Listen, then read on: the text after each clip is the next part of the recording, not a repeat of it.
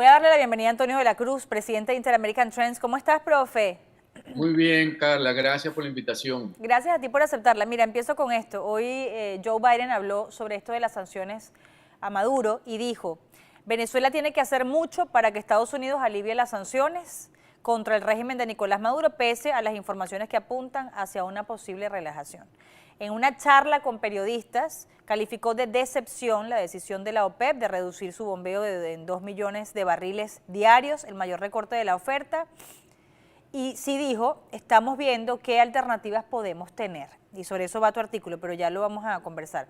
Según The Wall Street Journal, el gobierno estadounidense se estaría preparando para reducir las sanciones para permitir que Chevron reanude el bombeo de petróleo allí, pero fíjate que aun cuando sale esto en Wall Street Journal y luego Reuters lo ratifica de alguna manera porque publica una carta en la que Guaidó le dice a Estados Unidos si van a hacer cualquier acuerdo con Chevron, inclúyanme, es decir, tomen en cuenta mi opinión, pero salió inmediatamente, tú sabes, un comunicado diciendo no, nosotros no estamos pensando en eso. ¿Qué es lo que está pasando allí?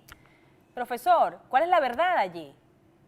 Tenemos que ver esto, Carla, en los tres actores que están en Venezuela. Tenemos Departamento de Estado, Casa Blanca, y aquí estaríamos hablando del Consejo Nacional, del Consejo de Seguridad Nacional, aquí Juan González, James Story y Juan Guaidó. Si tú ves, cada uno de esos refleja estos actores. O sea, cuando vemos que hay una voluntad de favorecer a Chevron en la declaración de Wall Street, Departamento de Estado. Cuando ves la de que dice que Guaidó está pidiendo unas condiciones, es la posición del interinato. Cuando ves que hay una aclaratoria por parte de la Casa Blanca, es Juan González.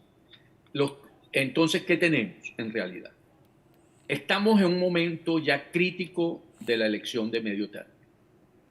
¿Okay? El 8 de noviembre son las elecciones y para la administración es sumamente importante sostener, ganar el Congreso y el Senado. Okay. El Congreso lo tiene difícil, ¿verdad? Un poco más difícil, el Senado lo tiene un poco mejor, pero con los eventos que ocurrieron para vincular el recorte de la producción de la OPEP en 2 millones, pone a estos estados donde posiblemente eran competitivos o son competitivos los candidatos demócratas, se la pone difícil. Porque vemos que va a aumentar el precio de la gasolina y por lo tanto, al aumentar el precio del petróleo, va a aumentar la gasolina y sabemos que eso afecta al bolsillo de los Pero entonces fíjate, el presidente hoy le preguntaron, ¿qué tiene que hacer Maduro para que le levanten la sanción? Mucho. Tiene que hacer mucho. Hay muchas alternativas, todavía no nos hemos decidido. Pero ¿qué significa mucho? Porque para levantarle la sanción de la OFAC al sobrino de Cilia Flores, ¿qué hizo Maduro? Eso es Esta vez podríamos decir que hasta Estados Unidos salió en ventaja porque fue 2-7. Supongamos que es así. Pero ¿qué es mucho? Sentarse a negociar, sentarse en la mesa, solo sentarse en la mesa y ya le entregas la licencia de Chevron y él se levanta y punto, y ya obtuvo lo que quería, ¿o no? En ese momento Biden es Casablanca, por supuesto, y Casablanca es Juan González. ¿Cuál es mucho para Juan González? Juan González mucho es ir a México, como tú lo acabas de decir, llevar a Maduro a México y acordar una ruta electoral, una hoja de ruta electoral que haya en Venezuela una elección libre y justa y competitiva. Si Maduro va a México y se compromete con eso para esta administración, es mucho. ¿Por qué?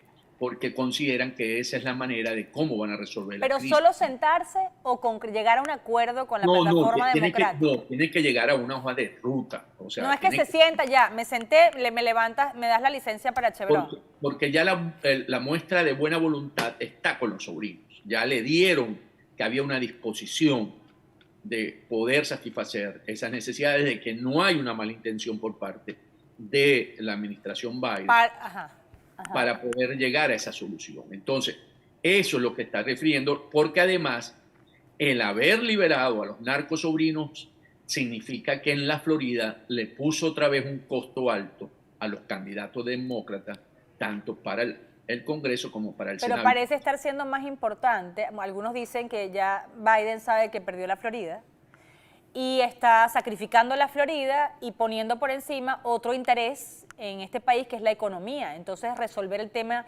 del abastecimiento de energía, de petróleo.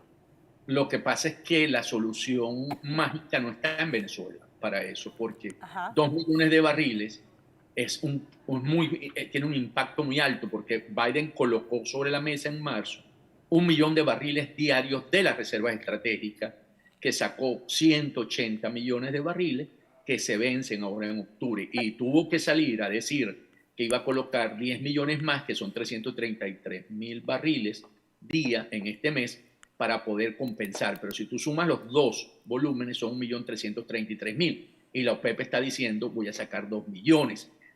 Vimos ya un salto de $76 el barril WTI a finales del mes de septiembre a 88, 10 Claro, pero dólares. entonces Estados Unidos sabe que Venezuela no es un proveedor confiable, suficiente, y aún así, ¿por qué llevan adelante lo consideran una opción, pues? Porque aquí tienes que meter el lobby de Chevron, que es un componente que hay que introducir, que es el que quiere ir a Venezuela. Quédate ahí, profe, quédate ahí. Te dejo con esa frase, ya regreso, el profesor Antonio de la Cruz, presidente de Inter-American Trends, con nosotros, no se vayan. La Cruz es presidente de Inter-American Trends. Profe, mira este tweet de Mike Pence, porque él y muchos sostienen que Estados Unidos es capaz de autoabastecerse. Él decía, los estadounidenses demandamos más, liberen el petróleo estadounidense.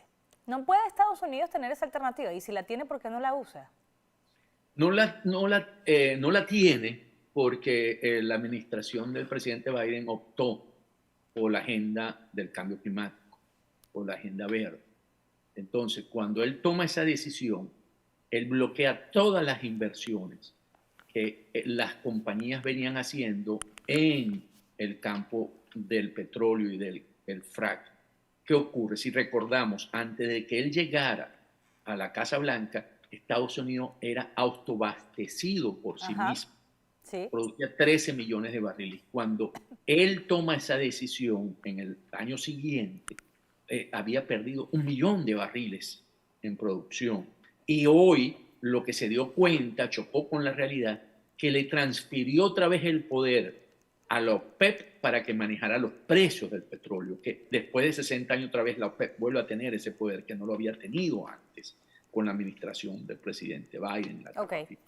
Entonces, básicamente, ese es lo que pasa. Entonces, ante esa agenda del cambio climático, está dándole un efecto interno que no puede controlar. Y además quedó amarrado, porque al haber sacado 180 millones de barriles de las reservas estratégicas de petróleo y sacar ahora 10, se le está acabando, porque no puede seguir utilizando las reservas estratégicas para una situación política. Entendido. Eso se hace básicamente para momentos de emergencia de seguridad energética. Ok, tú hiciste un artículo increíble porque además haces un recuento como para que entendamos cómo ha sido la política desde el 73, desde Nixon, después de este horrible episodio con Septiembre Negro y la manera en la que fusilaron pues, a estos estadounidenses, porque además el presidente Nixon dijo, no, yo no voy a pagar chantaje.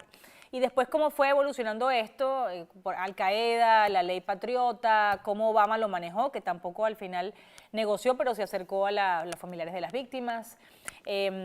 Trump, que también lo hizo a su manera, pero también se lo tomó muy personal y hablaba de forma personal de los rehenes. Y luego este cambio en el que ahora de pasar de no pagar rescate, de no ceder ante los enemigos de los Estados Unidos, aun cuando retuvieran a estadounidenses, entonces es ahora un tema de seguridad nacional liberar a todos los estadounidenses. Es decir, un país que en principio decía que no negociaba con terroristas, ahora cambia y dice, no, yo tengo que sacar a los míos de allí.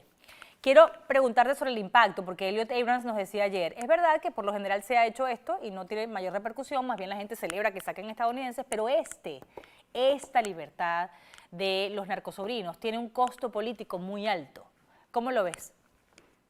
Sí, tiene un costo político muy alto para la administración. Por eso te dije al inicio que yo creo que en estas elecciones de midterm no solamente afecta a Florida, afecta a Texas también, Sí. que hay una población importante hispana.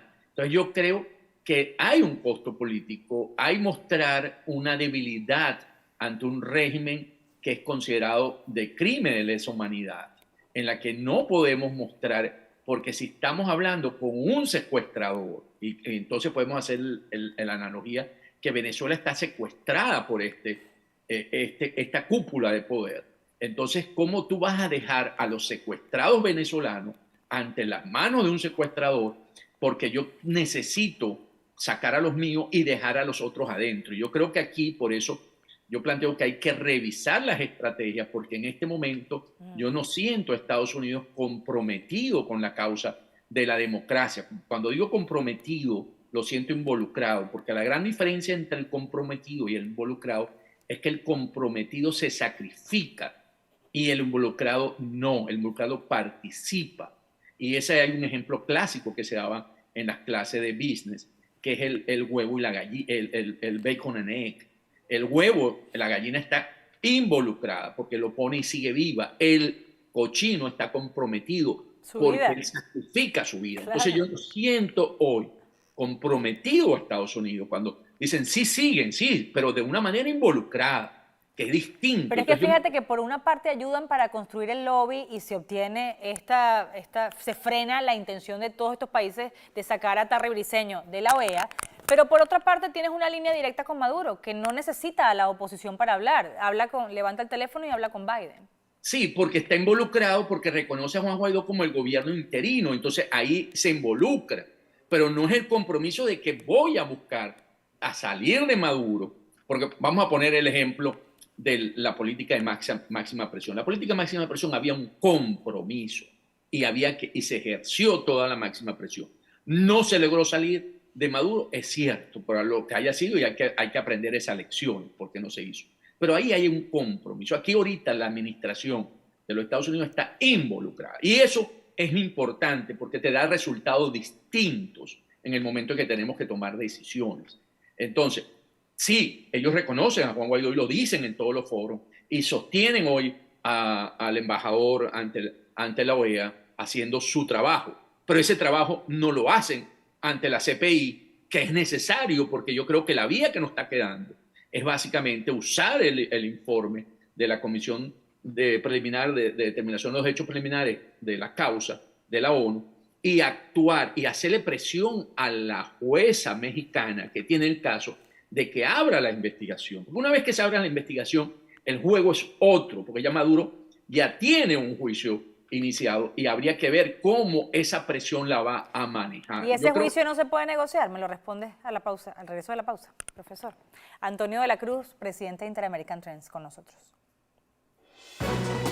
Antonio de la Cruz es presidente de Interamerican Trends. Voy a empezar ya vamos a hablar de lo de la Haya, porque quisiera cerrar con eso y con la recompensa por la cabeza de Maduro. Pero voy a un momentico a los Citgo Six, porque hay muchos cuestionamientos sobre ellos. Incluso ayer Trump decía que ellos estaban investigados por corrupción. Hay otros quienes dicen que, bueno, fueron parte efectivamente fue así, de la Citgo de Maduro, y que algunos especulan, Maduro los cita porque estaban empezando a colaborar en la investigación que ejecuta el Departamento de Justicia dentro de Citgo, que todavía está en pie, y lo sospechó Maduro y lo citó, y otros dicen que tiene más bien vínculo con una tranquilidad que le querían dar a Rusia para no ponerlos bravos por el tema de Repsol. ¿Qué pasó allí? No, lo que pasó con los Citgo 6 o 5 básicamente fue de que recordemos que Rosneft le hace un préstamo.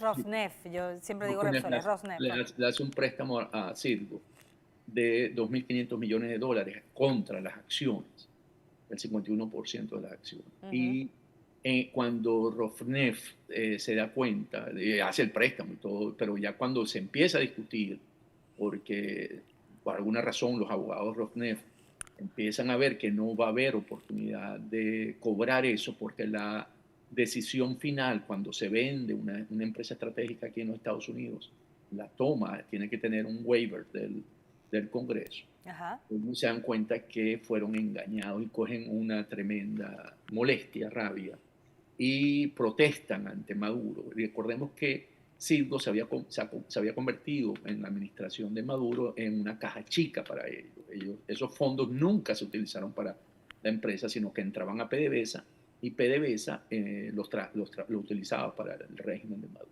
Entonces, la manera como ellos consiguieron para satisfacer y solventar esa situación fue que le echaron la culpa a la junta directiva y dijeron que no habían sido transparentes, los llevaron engañados a una reunión en Caracas y los pusieron presos y mostraron ante los rusos de que habían actuado conforme y que habían ajustado y le permitieron a Rosneft cobrarse esa deuda con los barriles de petróleo que ellos estaban exportando, sacando de Venezuela. Okay. Y por eso Rosneft se va de Venezuela. Cuando ellos se van, no tiene deuda pendiente. Profe, otra cosa, es que son demasiados temas.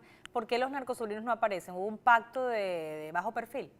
Totalmente, si tú te das cuenta, los Citgo 6 ni los dos estadounidenses, Citgo 5 y los dos estadounidenses, han aparecido tampoco a la luz pública, ¿no? Yo creo que aquí hubo un acuerdo donde dijeron no vamos a hacer publicidad para evitar darle mucho volumen a eso, ¿no? En ese sentido. Ok, también te pregunto, lo que habíamos dejado pendiente del bloque anterior, esto del precio a la cabeza de Maduro, que fue toda una rueda de prensa, ¿sabes?, en medio de la pandemia, no. La acusación en su contra en La Haya, ¿todo esto también se puede negociar?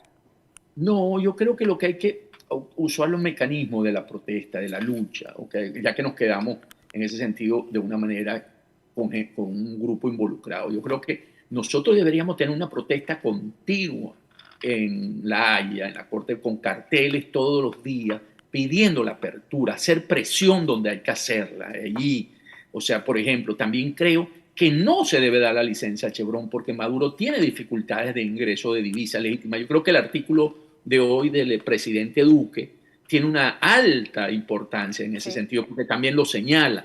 Yo creo que hay que actuar donde se le puede golpear. Yo creo por eso que en la lucha social también, porque él mostró debilidad cuando los maestros salieron a la calle. Y por eso creo que también tenemos que establecer una plataforma, ya que somos los que tenemos que resolver nuestra propia situación, que el enemigo de mi enemigo es mi amigo, aunque tenga que llegar circunstancialmente a eso. A lo mejor no es directo, a lo mejor es triangulado, pero yo creo que tenemos que buscar, porque si no, Carla, vamos a tener Maduro para rato. Profesor, cuando tú ves este panorama, ¿cómo se lo explicas a los venezolanos? Es decir, ahora viene el escolta de Maduro desde España, lo van a extraditar. Terminarán de extraditar en algún momento al Pollo Carvajal y la gente le perderá fe a estos procesos. Antes se emocionaba y decía, qué bueno, los atraparon, van a pagar lo que nos hicieron. Esto de los narcosobrinos no profundiza la desesperanza en la gente, la pérdida de fe en las instituciones, incluso en un país como este. Lo tenemos que ver, Carla, como unos elementos o unas personas que vienen a contribuir con la justicia de los Estados Unidos, que no nos va a impactar a nosotros en nada. O sea, para nosotros no lo tomemos que vamos a ser favorecidos. No, es para la justicia. Venezuela va a ser libre después que esas cosas pasen. No, es pero para Alex Saab nos decía ayer, Elliot Irons, que sí tiene más valor en la información que puede compartir que los narcosobrinos, eran desechables, pero Alex Saab quizás por eso podría frenarse que lo perdonen también, o que le perdonen el hecho de que lo que va a vivir en diciembre, que van a decidir si es diplomático o no. Alex Saab contribuye porque muestra el camino del dinero ilícito que ha surgido y que él manejó, y en ese sentido contribuye a la causa que tiene abierta aquí Maduro, porque yo más bien creo que de eso se debería reforzar también. O sea, Maduro tiene una causa abierta aquí, por supuesto, es considerado presidente por otros países, y en ese sentido, bueno, Estados Unidos maneja una moral ahí que no es tan abierta, pero eso también hay que generar la presión, y por eso Alex Saab es importante, porque te permite también seguir presionando en ese sentido al régimen de Maduro. ¿Qué te dice tu olfato? ¿Lo perdonas o no a Alex Saab? Yo creo que en diciembre, si Maduro se siente en México, lo van a considerar que tiene credenciales diplomáticas. Para perdonarlo. Porque es la justicia la que lo hace, no lo hace el presidente Biden. La justicia, o sea, al obtener que es reconocido como un diplomático. ¿Pero crees que lo van a reconocer como diplomático? ¿Que la justicia le va a dar esa ventaja? La justicia hace la consulta al Departamento de Estado, ¿verdad? El Departamento de Estado pasa eso a su departamento legal, evalúan las credenciales, evalúan los elementos, y ahí ellos responden al juez, y si ellos responden que tiene las credenciales. Recordemos que esto lo vivimos con el Pollo Carvajal en Aruba. Sí. ¿okay? Que a lo que aceptó el Reino de Holanda las credenciales del pollo, se le dio inmunidad y tuvo que salir. Entonces aquí le darían la inmunidad diplomática y saldría. Gracias, profesor. Antonio de la Cruz es presidente de Inter-American Trends y estuvo esta noche con nosotros aquí en EBTV Miami. Así les digo, chao mundo.